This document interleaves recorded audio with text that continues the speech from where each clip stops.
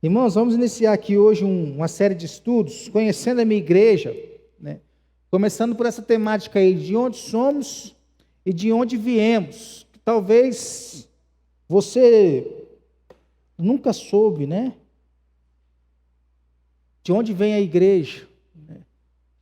Como que ela se deu, quem veio antes de você, quem morreu em favor da igreja, tirando o nosso Senhor Jesus Cristo. Muita gente morreu em favor da igreja, né? Para poder a igreja estar aqui hoje. E ela vai permanecer, ela vai continuar até a volta do nosso Senhor Jesus. Porque nada pode acabar com a igreja. Mas nós precisamos conhecer, né, as nossas origens, até para poder amadurecer a cada dia mais a nossa fé, né? Então vamos ver aqui, conhecendo a minha igreja, um pouquinho de história, né? Esse começo pode ser aí um pouco tedioso para você. Obrigado, varão. Vou imaginar que não seja, né? Porque eu, com conteúdo desse, iria alegrar meu coração demais se eu estivesse ouvindo, né? Aí depois vamos passar um pouco pela história da Igreja Presbiteriana do Brasil, né? Como é que surgiu, né? Por exemplo, onde foi plantada a primeira igreja presbiteriana do Brasil? Rio de Janeiro, né? E a segunda?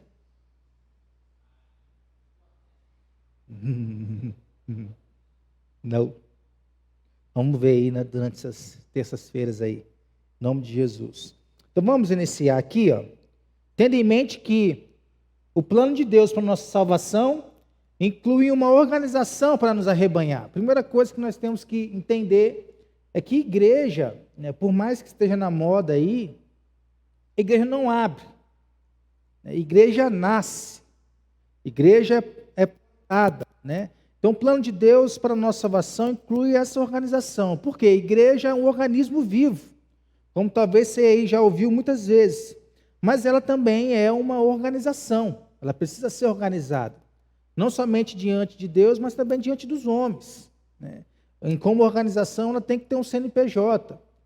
Como organização, ela tem que ter uma liderança. Como organização, ela tem que ter ministérios. Como organização, ela tem que fluir dentro disso, né? Que, basicamente, né, é a mesma coisa que, vamos dizer assim, de uma empresa, né? Tem o CNPJ, tem pessoas, né? Mas, o lado espiritual, a gente trata diferente de uma empresa. Uma igreja é um organismo, mas também é uma organização, né? Então, começando na Bíblia, na Antiga Aliança, no Antigo Testamento, a igreja, porque muitos pensam que a igreja começou lá em Atos, a igreja começou no Novo Testamento, mas pelo contrário, a igreja já começa aqui em Gênesis capítulo 12, né? Quando Deus deu a lei através de Moisés, na Antiga Aliança, né? Essa organização era constituída pelos israelitas, lá na lei. Mas em Gênesis 12, nós podemos ver aqui, ó, se alguém achar primeiro que eu aí, pode até ler.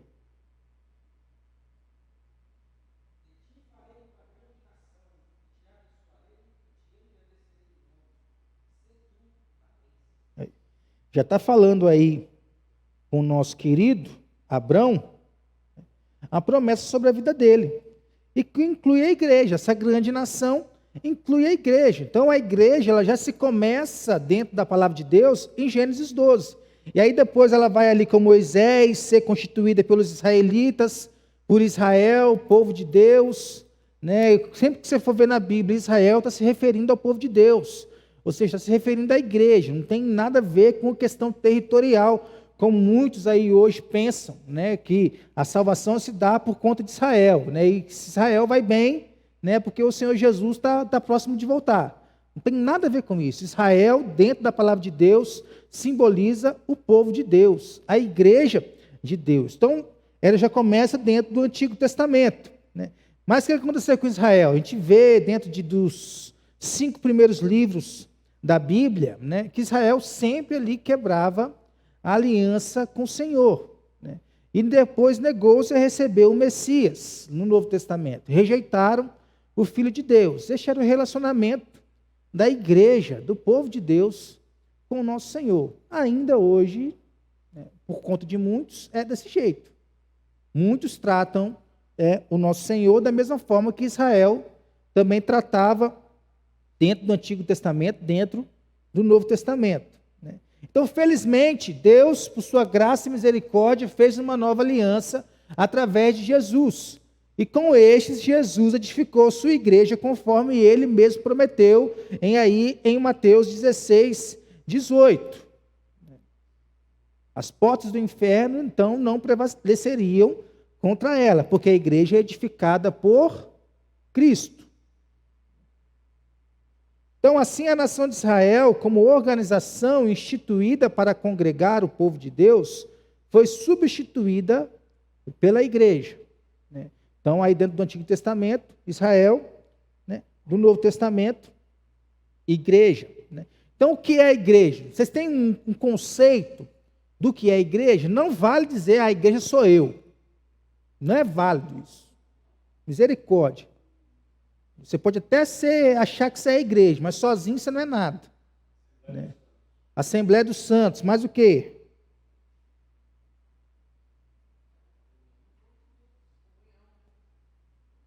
Comunhão. Não posso ter comunhão fora da igreja?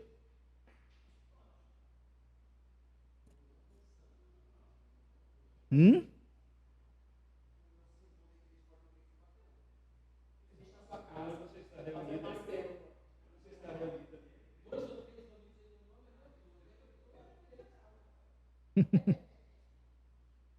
Então, a palavra igreja, ela vem de eclesia, né? Palavra grega usada para designar a assembleia da população que se reunia para tratar das questões administrativas daquele povo, de uma certa cidade. Esse vem o significado da palavra igreja. Então, ela é usada no Novo Testamento com vários significados, né? Sempre que acontecia o que vai ser escrito, que vai te ser mostrado para você que agora era a igreja se reunindo, era a eclesia se reunindo, né? Por exemplo, um grupo de crentes de uma determinada localidade, era uma igreja local. Aí nós vemos Paulo escrevendo suas cartas para o povo de determinada cidade, para a igreja de determinada cidade, porque ali tinha sido plantada uma igreja local. Também significava um grupo de crentes que se reunia na casa de uma determinada pessoa, ou seja, uma igreja doméstica. Quer ver? Vamos abrir 1 Coríntios.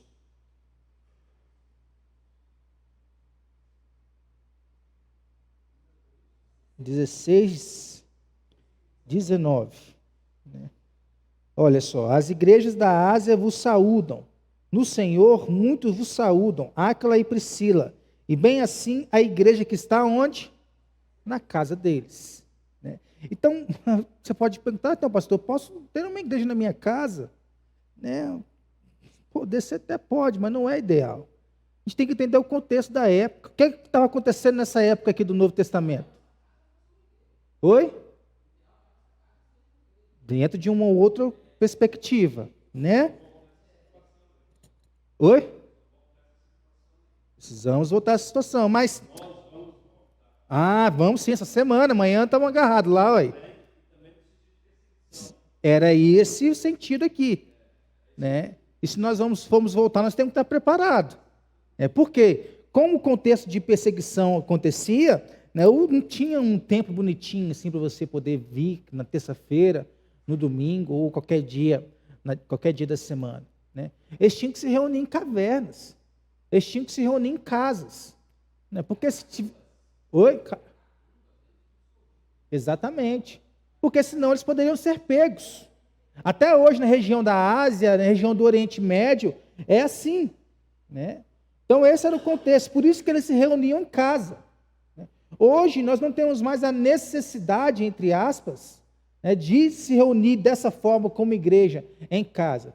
Mesmo assim, nós fazemos com um grupo pequeno, né? Como o Walter disse que a nossa casa deveria ser uma igreja, né? Mas tem pessoas que ainda pensam, né, dessa forma: a igreja só presta se for em casa. Aí criaram movimentos aí que nós vamos ver durante essas terças-feiras, né, o movimento da igreja emergente, né, as igrejas em casas, né? Os desigrejados usam muito essa desculpa de que eles não precisam de igreja. Igreja sem nome, tem o movimento da igreja sem nome, né? Então, vários movimentos foram criados na nossa pós-modernidade para poder trazer essa. Não preciso do templo, não preciso da igreja, a organização.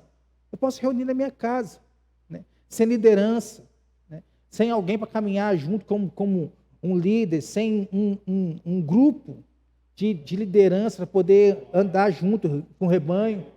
Igreja online, muitos crentes hoje, né, apesar do online para mim ser uma ferramenta de evangelização, muitos crentes hoje se apanham isso. Não vêm à igreja, mas acompanham online. Eu entrei no site de uma igreja esses tempos atrás e eu vi lá, você que quer ser membro da nossa igreja, igreja fixa, tinha um formulário lá. Você que quer ser membro da nossa igreja online, tinha um outro formulário lá. Então, são vários movimentos sendo criados, né? Mas isso aqui não se exclui jamais. Isso aqui é a vontade do nosso Senhor. Vários grupos de crentes em diferentes lugares unidos na mesma fé. Então vamos dizer que tem aqui um grupo no Barreiro, tem um grupo em Contagem, tem um grupo, vai tendo grupo aí nas regiões metropolitanas aí. Igreja, o significado de igreja, de eclesia, né? A totalidade daqueles que no mundo inteiro professam a Cristo e se organizam para fins de culto, chamada genericamente de Igreja de Deus, que nós conhecemos também como igreja visível. São os crentes que estão vivos e que estão cultuando ao Senhor no presente. Mas nós também temos a igreja invisível, que é a soma daqueles que já se foram, daqueles que estão vivos, e daqueles que ainda vão nascer em Jesus Cristo. E o significado principal de eclesia é o chamado para fora, né? Fora das quatro paredes, para fazer o papel que Cristo nos ordenou fazer, né? Então, a totalidade dos crentes que há no céu, que eu falei aqui, que é a igreja invisível, que se uniram, ainda se unirão a Cristo como Salvador e Senhor, também chamada de corpo de Cristo. Então, essa palavra eclesia, ela tem todos esses significados aí, quando o povo se reunia, dentro da perspectiva bíblica. Então, isso é a igreja. Não é que, pai, a igreja sou eu, né? A igreja é você, mas sozinho você não é nada. Sozinho você não vai a lugar nenhum. Você precisa de uma organização, de um corpo para poder caminhar com você, né? Já pensou sua boca disser aí que você não precisa do seu olho, né? Como diz a linguagem de 1 Coríntios, né? O seu braço dizer que não precisa da perna, né? Ou o seu nariz dizer que não precisa do ouvido, né? Geralmente quem fica com essa desculpa de a igreja sou eu, é porque quer viver sozinho, né? Não quer fazer parte do corpo, não quer viver em comunhão, né? Então a IPB, que é a nossa igreja, né, ela não é uma igreja perfeita, e nem vai ser, jamais. Cheio de erros, mas também cheio de acertos, né? A Vida Nova é uma igreja perfeita?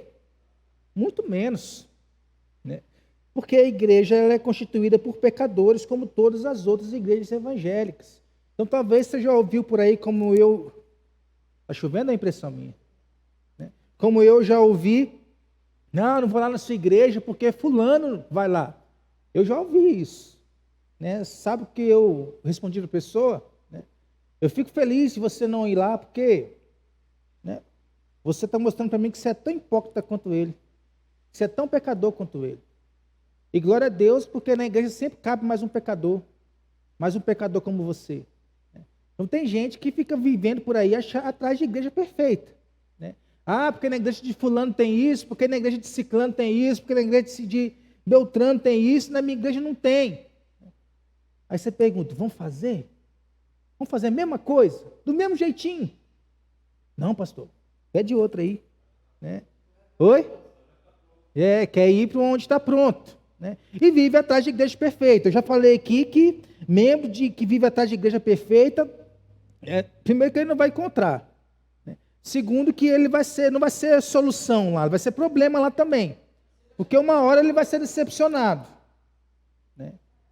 Mas pior que na visão deles acham, né? A visão deles achei a igreja perfeita, né? A Carol estava comentando comigo que de uma uma pessoa lá na nossa cidade, não, na minha cidade, né? Que mudou da igreja presbiteriana e foi para uma outra igreja lá, uma igreja que tinha sido, né, plantada lá, neopentecostal ao extremo, e dizendo ela que agora sim ela servia a Deus, né? Agora ela sabia o que era adorar a Deus, né? Então o tempo todo que ela esteve dentro de uma IPB, ela não soube o que é adorar a Deus. Agora não, agora ela tem pais espirituais que podem guiar ela na fé. Antes ela não tinha. Então as pessoas procuram até que acham, né, para eles uma igreja perfeita, mas vão se decepcionar da mesma forma. Então a nossa salvação, né, ela é obra de Deus, não da igreja que pertencemos. A igreja salva? A igreja não salva. Mas um salvo, ele deseja estar na igreja, né? Ele deseja viver a sua vida com a igreja, né? Mas nós também estamos convictos de que, mesmo não sendo uma igreja perfeita, o presbiterianismo, ou a IPB, é uma forma diferenciada de cristianismo. Eu já andei em muita igreja, pentecostal, neopentecostal, seita, entre outras coisas, né? Eu nunca vi um sistema, uma igreja, né, tão boa assim como o sistema presbiteriano. Estou falando de sistema, estou falando de organização, não estou falando somente de organismo, a organização da igreja presbiteriana. Vamos dizer assim, é o mais seguro que existe, é o mais democrático que existe. Depois nós vamos ver os sistemas de igreja, né, por aí, como é que eles são feitos, como também é feita a nossa igreja, né? Então, olha só, esse reverendo aí, Thomas Porter, ele diz: quem conhece o presbiterianismo não sai dele. Porque a palavra faz morada no coração, né?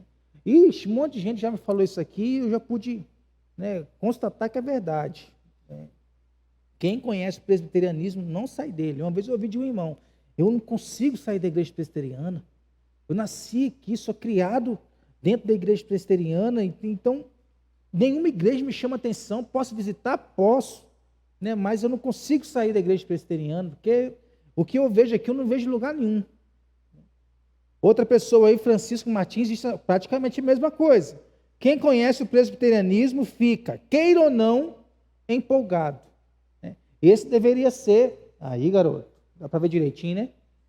Esse deveria ser o desejo do coração do crente, ficar empolgado, porque ele está aprendendo da palavra de Deus. Ele não está aprendendo, né, teologia triunfalista, ele não está aprendendo a teologia coach, né, teologia da prosperidade, né? Ele está aprendendo a palavra de Deus, então ele deve ficar empolgado por aprender a palavra de Deus. Então, o que é a igreja? Precisamos ter consciência clara de nossas identidades e de nossos objetivos, porque tem gente que está na igreja por estar, não conhece a igreja, não conhece o que a igreja crê, né? Não conhece, né, nada sobre a história da igreja. Às vezes está aqui por pressão de pai, pressão de mãe, por um amigo, né, por um namorado, por uma namorada, né? Ela não sabe, não tem identidade, não tem objetivo. Então a identidade tem a ver com as raízes, quem veio antes de nós, a história, as características distintivas, né? É como a árvore genealógica ali que todos nós temos, né? Vou pegar o Paulo aí, vai ter 1 milhão de parentes para trás dele aí, né? Aí, ó. E presbiteriano ou é Gonzaga ou é Cunha, né? Ou é Sattler, Moreira. É tudo presbiteriano onde você tem igreja, tem Sattler, tem Moreira, tem Gonzaga, tem Cunha, tem Melo, né? Tem Lobac. Não tem Batista. Batista é. Aí é complicado, né? Então, como a árvore genealógica, para trás tem, né? Para frente do Paulo também tem ali os seus filhos, né? As netas, né? Quem sabe futuramente aí, em breve tempo, mais netos chegando, né? E vai indo, dos filhos para os netos, dos netos para os bisnetos, e vai indo. Essa árvore ela não acaba. Assim é a igreja, tem gente para trás, tem gente para frente, que vai ser alcançado ainda por Cristo. Esses são os objetivos, né? A história deveria nos empolgar a olhar para frente, olhar para o futuro, com o objetivo de ter mais pessoas para Jesus congregando conosco, né? Então, muitos ignoram a sua identidade, não sabem exatamente quem são, como indivíduos e como igreja, não conhecendo as suas origens. Então, esses estudos que nós vamos ter aqui, no começo, é para a gente poder conhecer as origens. E depois a gente se aperfeiçoar ainda mais um pouco na doutrina. Então, de onde vem a origem da igreja? Nós vimos que ela começou lá em Gênesis capítulo 12. Mas como igreja propriamente dita, ela começa aqui, com a história da igreja primitiva. Ela começa em Atos capítulo 2, com o Pentecostes. Ela nasceu no dia de Pentecostes. Então, Atos capítulo 2, vamos ver lá, Pentecostes era uma festa anual, onde o povo ele ia se reunir ali em um só lugar, para poder agradecer ao Senhor pelos frutos, pela colheita. Oi? A igreja é pentecostal, mas não no sentido que o povo aí imagina, porque o povo só leva para esse lado, do falar em línguas, dentro de outras coisas. Já vimos aqui no ano passado com o nosso irmão Davi o significado dentro da Bíblia do que é o falar em línguas. Mas a igreja ela é pentecostal porque ela nasceu em Pentecostes, vamos dizer assim. Ela nasce aqui de forma, no Novo Testamento, ela muda o patamar. Então ela nasceu ali, Pedro pregando para 3.000 pessoas, vem o Espírito Santo derramado ali, como promessa do Senhor, as pessoas falam em línguas ali, ouvem nas suas próprias línguas ali, e a igreja nasce. A língua serviu para quê? Para poder expandir a igreja. E dali eles foram expandindo a igreja do Senhor. Então os cristãos foram violentamente perseguidos pelos judeus e pelos romanos. Mas a igreja, eu falei isso um dia no seminário, eu fui massacrado. Não posso falar isso dentro de uma igreja. A igreja é igual massa de bolo. Quanto mais você bate, ela vai crescer. E rechaçaram por falar isso. A perseguição ajudava a igreja. Porque quanto mais a igreja era perseguida, mais ela crescia. Porque os crentes tornavam-se mais ousados. Os falsos cristãos apareciam. Do mesmo jeito que tinham os mártires, agora eu esqueci qual é a expressão, dos falsos mártires. Tem um nome correto que se fala. Porque se você fosse pego, você tinha que adorar a César. Ou você tinha que adorar o imperador da época, Nero. Senão você era morto.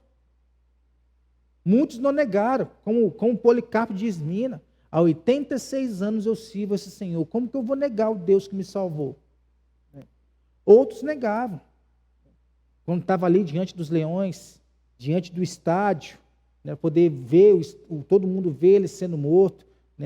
Às vezes, num caldeirão fervendo de azeite. Às vezes pregado, às vezes queimado, servindo de iluminação pública. Então essa era a história dos cristãos. Mas a igreja ela ia suportando a pressão e crescendo, se fortalecendo e se purificando. Então no século IV, aí acabou as perseguições, cessaram ali as perseguições. E a igreja viveu um período de paz. Não teve mais perseguições. Quando no ano 313 foi criado o Edito de Milão, concedendo plena liberdade ao cristianismo. Agora que se reuniam em casas, agora eles poderiam se reunir em templos. E a partir daqui os templos começaram a ser construídos, começaram a ser criados. Então a igreja cristã passou a receber um grande número de adesões. Mesmo sem perseguição, mesmo em paz, a igreja foi crescendo.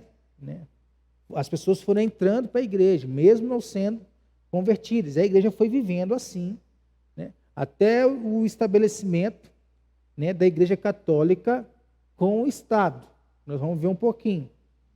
As atuações de tais pessoas e a influência do mundo pagão levaram a igreja a adotar doutrinas e práticas que se chocam brutalmente com os ensinos bíblicos, porque a igreja estava se misturando com o Estado. A Igreja Católica se misturando com o Estado. Então, o que o Estado dissesse para a igreja fazer, a igreja ia lá e fazia. Foram ensinamentos que não estavam pautados na palavra de Deus, que era rara na época. Então, Então, muitas coisas elas foram sendo criadas e foram sendo ensinadas para as pessoas. Por exemplo, já ouviram falar nisso aí, né? Culto aos santos, culto a Maria, adoração de imagens, relíquias, né? Foi inventado ali o rosário, o purgatório, que era bem falado, né? A pessoa quando morria, ela ficava ali no estágio ali, né, esperando para ver se ela ia subir ou se ela ia descer. Né? Aí junto com o purgatório, o que tirava a pessoa do purgatório? As indulgências, pagava. Aí um homem lá chamado Johann Tetson disse lá que sempre que uma moeda batia no fundo do cofre, uma alma saía do purgatório e ia para o céu. Eram ensinamentos que a Igreja Católica ensinava o povo. Né? Olha aqui, 1929, não é 1929, eu errei aqui. Né? Foi proibida a leitura da Bíblia na Igreja Católica, pela Igreja Católica, que já era rara e que poucas pessoas sabiam ler a Bíblia. Poucas pessoas tinham acesso à Bíblia. Então, esses eram pontos principais que a Igreja Católica estava levando o povo a crer nisso aqui. Então, a Igreja Católica surgiu das transformações ocorridas na Igreja primitiva. Tempo de perseguição, cresceu. Veio o tempo de paz, surgiram os templos, surgiram a religião propriamente dita, a Igreja Católica, que significa universal, que é o significado de católico, de Igreja Católica, a Igreja Universal. Então, transformações que, lamentavelmente, só afastaram a Igreja dos ensinos de Jesus Cristo, porque a Igreja ela estava refém. A Bíblia não era o centro do culto, Cristo não era o centro do culto, o que o Papa falava valia mais do que a Bíblia. Né? Ainda assim tem a expressão, né, ex cátedra, né, que se o padre fala numa certa posição lá, é como se tivesse Deus falando. Né? Então, as heresias mencionadas, aliadas à corrupção e à imoralidade do clero, da liderança, né, da igreja, levaram a igreja a perder suas principais características de igreja cristã. Então, a igreja se perdeu durante um período da história. Até que chegou, então, a Reforma Protestante, que veio mudar isso. A partir do ano 1300, o mundo ocidental experimentou um sentimento crescente de nacionalismo. Então, os povos não queriam mais se sujeitar a Roma, não queriam mais se sujeitar à Igreja de Roma. E eles queriam criar uma igreja que fosse nacional, uma igreja que se desvinculasse do Estado, que se desvinculasse de Roma. Então, esse clima aí favoreceu o surgimento dos precursores da Reforma. A gente acha que a Reforma começou em Lutero, né? Mas teve gente antes. Né? John Hus disse, né? John Hus agora não sei se significa ganso ou cisne em inglês. Né? Mas ele disse, ó, vocês estão me matando hoje, mas vai vir um outro aí. Vai vir um outro aí que vai fazer mais do que eu fiz. Né? Então surgiu esses homens, eram homens cultos, de vida exemplar, que tinham prazer na leitura e na exposição da Bíblia. E foram tentando quebrar essa hegemonia da Igreja Católica. Logicamente, eles foram mortos por conta disso. Então, eles são chamados precursores porque antecederam aos reformadores. E principalmente porque não conseguiram superar o legalismo religioso.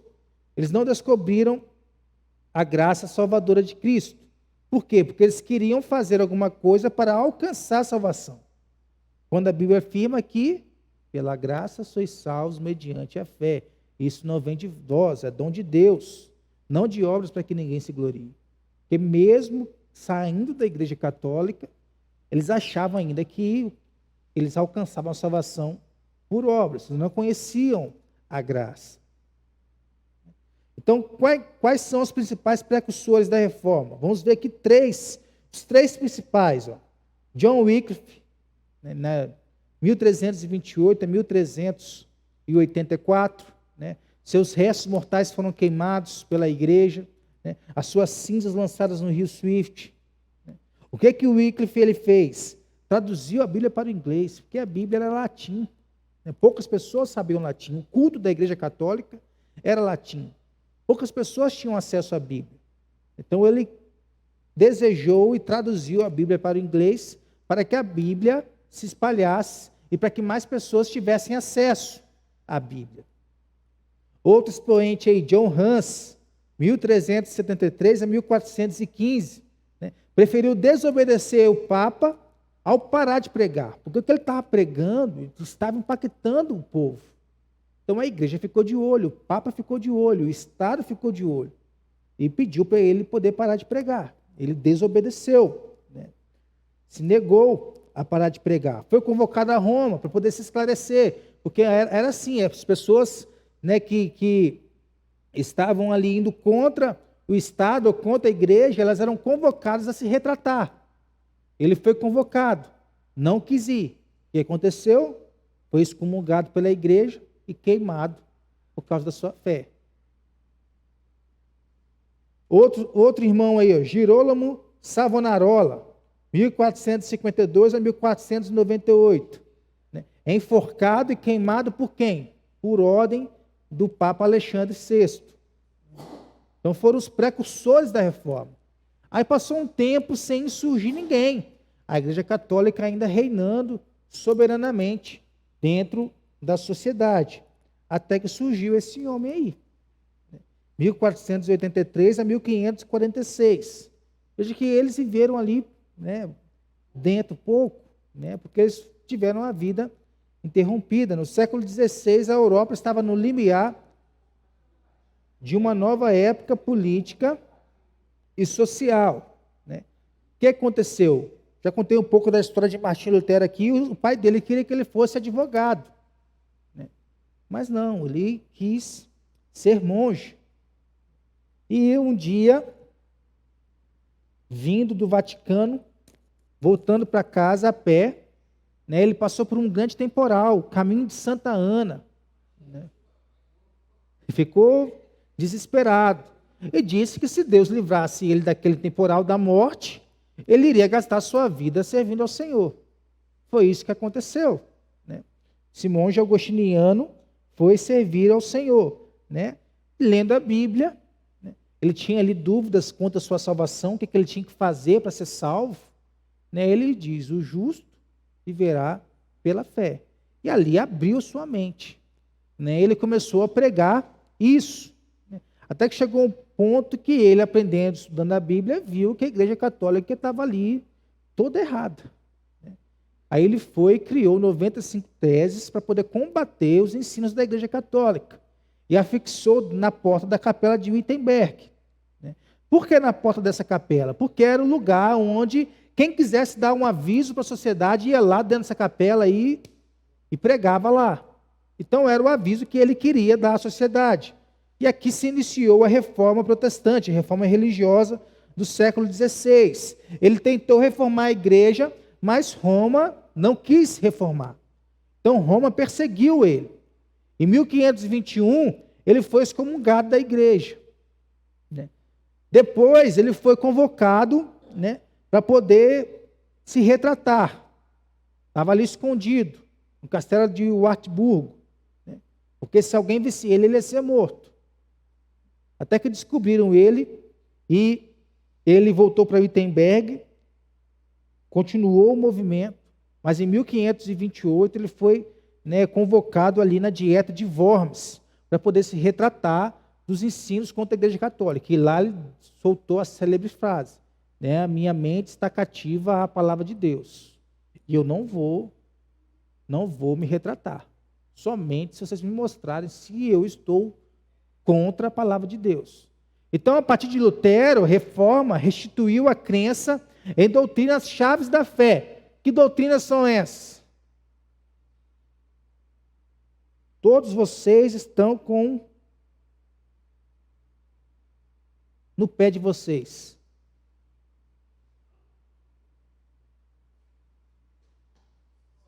Ah, garoto!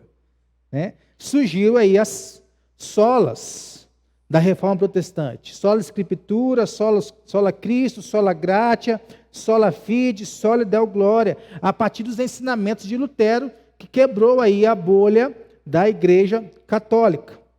Né? Pouco depois, então, o protestantismo começou na Alemanha, surgiu uma segunda manifestação. Onde? Em Zurique, na Suíça, sob a direção de Ulrico Zwinglio, que veio ainda antes de Calvino. Então se distinguiu ali um pouco da reforma alemã, que ficou conhecido como Segunda Reforma. Então veja, da Alemanha, eu não sei quantos quilômetros tem de um país para o outro, da Alemanha ele se expandiu para a Suíça. E aí surgiu o termo reformados, dentro da Suíça, com o Ulrico Zwinglio. Os protestantes ou reformados, surgiu essa expressão, fossem eles luteranos ou reformados, só passaram a ter essa designação a partir da Dieta de Spira, em 1529. Eles poderiam usar esse nome livremente. Então, o termo reformado é mais que a designação de uma tradição teológica ou eclesiástica. Você não é especial por se dizer reformado. Você não vai ter regalias por se dizer reformado. Mas o fato de você... Oi? Não... Gastou dinheiro à toa, se reformou. Aí, perdi até o raciocínio, tá vendo? Você não é mais especial por dizer que você é reformado, não. Mas ao dizer que você é reformado, isso diz muito sobre o que você crê, sobre a sua cosmovisão. Então é um modo de encarar a vida e o mundo a partir de uma série de pressupostos, dentre os quais se destaca a soberania de Deus. Qual que é a teologia principal que está dentro o aspecto principal que está dentro da teologia reformada? É a soberania de Deus. Não é a predestinação, como muitos aí dizem. Não, é a soberania de Deus. Então, depois disso surgiu os calvinistas.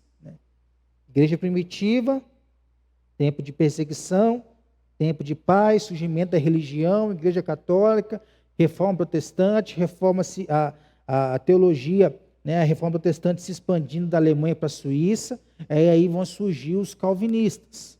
Como que aconteceu isso? Após a morte de Zwinglio, em 1531, o movimento reformado passou a ter um novo líder. Quem? João Calvino. João Calvino foi quem fundou a igreja presbiteriana. Não? Garota, é isso aí. Calvino nasceu em Noyon, no nordeste da França. Então nós vemos de onde que ele é. Se dedicou ao estudo do direito. Mas em 1533 teve uma experiência de conversão. É a fé evangélica. A sua vida não foi mais a mesma. Então ele exerceu uma poderosa influência e contribuiu para a disseminação do movimento reformado em muitos países. Então, o que aconteceu com Calvino? Ele é reconhecido como um dos maiores teólogos da Reforma. E também exerceu grande influência na vida política. Você é bom mesmo, viu? Obrigado, hein? Estou rateando, né? Por quê? Calvino vivia na França, mas ele teve que sair fugido da França. E ele foi parar na Suíça. E a história nos diz aí que Genebra, quando Calvino chegou lá, Genebra tinha cerca de 200 pessoas. E a influência de Calvino foi tão grande na política, no social, na educação, que ele saiu de Genebra. Genebra já tinha aí 25 mil habitantes. E todos eles dentro de um sistema influenciado por Calvino. O crente tinha que ser o melhor político para a glória de Deus. O crente tinha que ser o melhor trabalhador para a glória de Deus. Não tinha distinção de classes. O rei e o sapateiro, para Deus, eram a mesma pessoa. Eles tinham que trabalhar do mesmo jeito, glorificando o nome de Deus. O sapateiro tinha que fazer o melhor sapato, vender por um preço justo para a glória de Deus. Qual que era a ideia de Calvino para a educação? Do lado de toda a igreja, uma escola, para poder trazer o ensinamento da Bíblia para o povo. Para o povo ter acesso à Bíblia, ter acesso à educação. Então, na base do sistema estava a ênfase no conceito da absoluta soberania de Deus, como Criador, Preservador e Redentor do mundo. Isso aqui é o aspecto básico da teologia reformada. Então veio Igreja primitiva, né? Reforma, calvinismo, né? E após isso, o presbiterianismo. Como que se deu isso aí? O nome Igreja Presbiteriana popularizou-se nas Ilhas Britânicas, a partir das obras do reformador escocês John Knox, aqui quem foi o criador da Igreja Presbiteriana. Então nós vemos, foi só expandindo.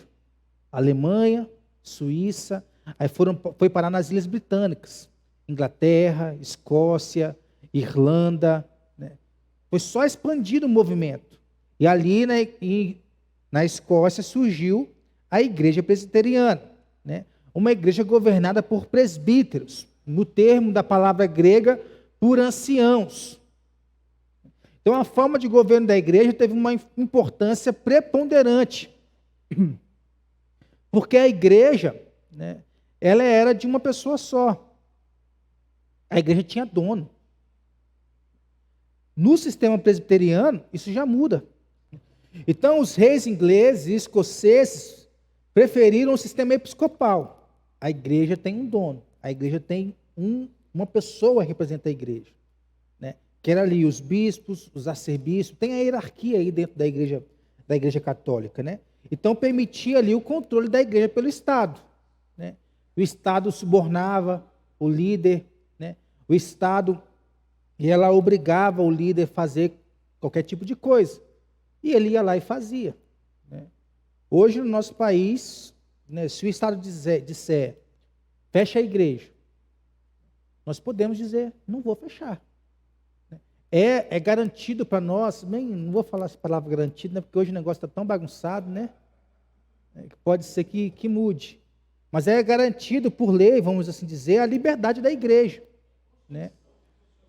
É constitucional a liberdade da igreja. Então ninguém pode dizer, fecha a igreja, né? Ou obrigar a igreja a fazer isso ou aquilo. Porque a igreja ela pode ir contra. A igreja pode desobedecer civilmente, e isso é bíblico, né? Então, dentro da pandemia, você falou, fecha a igreja. Se a igreja quisesse continuar aberta, ela poderia continuar aberta, mas aí é lógico que a igreja vai cooperar com a sociedade dentro de um sistema de saúde, né? Então, já o sistema presbiteriano, que era o que tinha chegado agora naquele local, né, o governo da igreja por presbíteros eleitos pela comunidade, reunidos em concílio, significava um governo mais democrático. Porque quem escolhia os presbíteros? Era a própria igreja, assim como acontece aqui no nosso meio. Aí a forma de escolher, né, foram variadas, né? E autônoma em relação aos governantes civis. A igreja já não mais dependia do Estado. A igreja dependia da sua liderança, né? Então, em 1689, o presbiterianismo foi estabelecido definitivamente. Estava ali implantada naqueles países a igreja, o sistema presbiteriano. Então, na Inglaterra, no reinado de Carlos I, ocorreu um evento marcante na história do presbiterianismo. Que evento foi esse? Dou-lhe uma, dou-lhe duas. Oi? Cadeia? Diquinha? Você sabe, Bernardo? Sai aqui fora, pode sair aqui fora e fala para nós. Ah, garoto! Na hora que eu ia falar, quem acertar ia pagar um lanche para mim. Ele veio antes, né? Então é aí a Confissão de Fé de Westminster, que foi importante na história do presbiterianismo, porque a igreja era episcopal, né? Então a maioria da igreja na Inglaterra não era presbiteriana, mas passou a ser presbiteriana por conta deste documento aqui. O que era isso aí?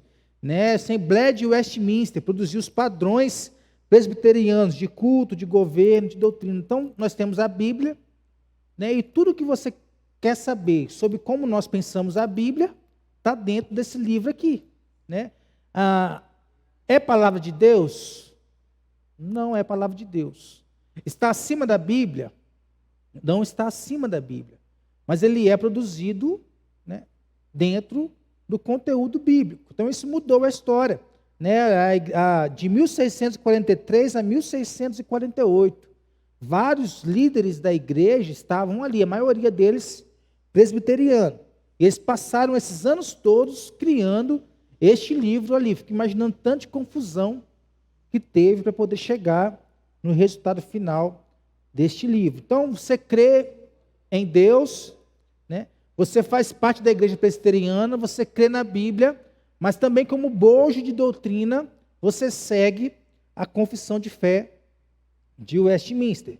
Né? Aí muita gente aí fica dando um valor a esse livro, né, acima da Bíblia, né? Mas ele tem o seu lugar na história. Então, quando esses documentos foram aprovados pelo parlamento, a igreja da Inglaterra deixou de ser episcopal e tornou-se presbiteriana a partir disso.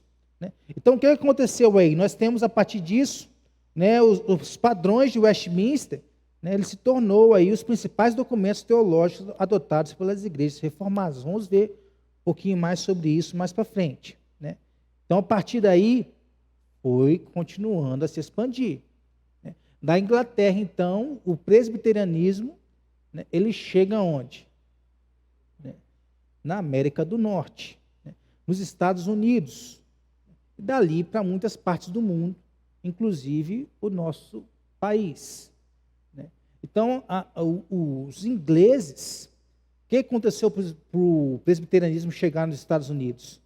Os ingleses estavam imigrando para os Estados Unidos, né, para poderem ter uma condição melhor de vida. Né? Hoje, eu creio que não há diferença, né, se morar na Inglaterra ou morar nos Estados Unidos, você tem uma vida, né? Aí, ó. Então já tem uns negócios aí. Né? Mas antes não. Né? Antes a Inglaterra estava muito abaixo dos Estados Unidos. E houve uma grande imigração dos ingleses para os Estados Unidos. Então o calvinismo e o presbiterianismo chegou à América do Norte com os puritanos ingleses, lá em Massachusetts, que era para onde ia a maioria das pessoas morar lá. Então mais de 20 mil puritanos cruzaram o Atlântico em busca de liberdade religiosa e novas oportunidades de emprego para a família, para poder crescer dentro do seu padrão de vida. Então, a Igreja Presbiteriana dos Estados Unidos foi criada pelos escoceses e irlandeses que emigraram em grande número para a América do Norte no século XVIII. Né? E aí, lá depois, dentro desse presbiterianismo, ele foi se ramificando lá dentro dos Estados Unidos. Né? E tem a Igreja Presbiteriana séria, e tem a Igreja Presbiteriana, né, atrapalhada, né? Como aqui também tem a Igreja Presbiteriana do Brasil, mas também tem a Independente, tem a Unida. Se eu quiser lá, a Igreja Presbiteriana do Walter, eu vou lá e abro. Né? Que é bacalhado. Né? Eu vou lá e abro. Não quer dizer que ela não vai fazer parte da IPB, mas ele pode abrir uma igreja presbiteriana, com o nome de Igreja Presbiteriana. Qualquer um pode fazer isso. Né? Então, o primeiro presbitério foi formado em 1683 pelo reverendo Francis McKemie, que foi o pai do presbiterianismo americano. Né? E ele foi logo em seguida para a América do Norte, vindo da Irlanda. Ele fundou diversas igrejas ali em Maryland e outras regiões e viajou extensamente incentivando os presbiterianos. E a igreja foi crescendo. Foi crescendo, crescendo, crescendo. Né? Até chegar em nós. Né? E a parte que chega em nós vamos ver terça-feira que vem como que isso aconteceu. Né? Então, concluindo aqui, ao dizermos que somos reformados, calvinistas e presbiterianos, novamente, você não vai ser melhor do que ninguém dizendo que você é reformado, calvinista, presbiteriano, né? Mas isso vai dizer muito sobre o que você crê e pensa a respeito de Deus, do mundo, da Bíblia. Né? Ficam implícitos outro elemento igualmente importante na nossa identidade. Acima disso aqui, nós somos cristãos. Né? Não está muito bem falado não, esse nome aí, né? no meio da sociedade. Né? Mas nós somos cristãos. Né? Não temos para onde fugir. Né? Sim, bom. Né? Calvinismo humilde, muito bom. Se de um lado devemos valorizar a nossa herança, nós temos que valorizar, porque custou vida de gente. Né? De muita gente. De outro lado, não devemos nos tornar exclusivistas, como muitos aí têm sido, né? Excluindo pessoas. Né? São como os fariseus, né? Como os líderes religiosos da época. Né? E é fácil se acomodar nisso aqui. Lembrando que o corpo de Cristo é maior que o movimento ao qual nós estamos ligados. Né? Então, tem gente que não está fazendo o papel de igreja, que é sair das quatro paredes. Por quê? Porque está sendo exclusivista. Está bom. O grupo que nós estamos aqui, está bom, não precisa. Né? Aí se acomoda. Né? Fica ali, o tempo todo. Oi? Tem a igreja que tinha 200 pessoas, hoje tem 50. É a melhor qualidade do que a quantidade. Né? Essa é a ideia. Então, perguntas para reflexão aqui agora é a parte de vocês. Sempre vai ter aí algumas perguntas para a gente. Vamos lá, primeira, então. Quando que nasceu a igreja? Isso. No Antigo Testamento, em Abraão, vindo a ser expandida e como igreja propriamente dita em Pentecostes. Segunda pergunta. Quais foram os precursores da reforma? Se lembrar de um, já vai me alegrar. John Wycliffe, o Ganso, o Pato lá, o Hus. Né? Isso. Onde nasceu a igreja presbiteriana? Na Escócia, com quem? John Knox. E a última, e mais fácil. Qual o documento de fé da igreja presbiteriana do Brasil? Confissão de Fé de Westminster. Né?